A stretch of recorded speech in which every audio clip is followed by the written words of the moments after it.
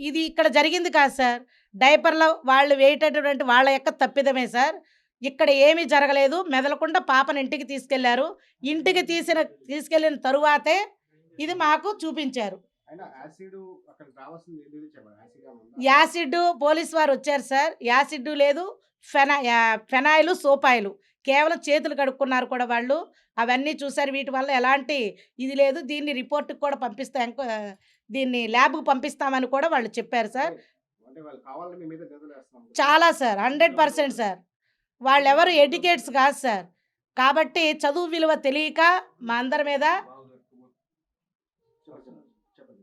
ఆ! డబ్బులు వాళ్ళు అడిగిన డబ్బులు డబ్బు మనం అంతే. వాళ్ళకి వాళ్ళు 20-40 లక్షలకి అడిగారు సార్. ఆ డబ్బులిస్తే మెదలకుండా ఉంటామని మనం సార్. దాని జోలికి మాకు మేము తెలియదు. డబ్బులు పైసా కూడా ఇవ్వము. మా తప్పు లేదు. మా తప్పు లేదు. మీ తప్పు లేకపోతే మీరు రిపోర్ట్‌లు ఎందుకు బయట పెట్టలా? ఎందుకు రిపోర్ట్ బయట పెట్టలా? డాక్టర్ గారు గాని, మీరు కానీ ఎందుకు రిపోర్ట్‌లు బయట పెట్టలేదని చెప్పి కూడా ఆడిని మేము చట్టపరంగా అడగటం వెళ్తాం. జరిగింది. చట్టపరంగా కాదు వెళ్తాం. ఏదైనా చట్టపరంగా వెళ్దాం సార్. 23వ తారీఖు పోయిన నెల 23వ తారీఖు జరిగింది. ఇప్పటి వరకు ఎందుకు బయటికి రాలేదు ఈ ఇప్పుడు విషయం? సరే. ఇప్పుడు ఎందుకు బయటకు వచ్చింది? అంటే డిశ్చార్జ్ కూడా అయిపోయింది సార్. డబ్బులు డిమాండ్ చేస్తామన్నాను కాబట్టి బయటకు వచ్చింది. ఇప్పుడు డిశ్చార్జ్ డబ్బులు కట్టమని అప్పటిదాకా చెప్పారు సార్. కట్టాము. కట్టాక ఇప్పుడేం చేస్తున్నారు? ఇంటికెళ్ళాక చర్చలకు పిలుద్దాం అని అన్నారు సార్. మేము చర్చలకి విడిగా ప్రైవేట్‌గా రాము. ఏదైనా చట్టం ద్వారే వస్తాము.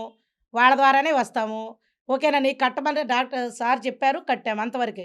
మీరు ప్రశాంతంగా ఎళ్ళండి. మీ పని చూసుకోండి అన్నారు. వచ్చేసాం సార్.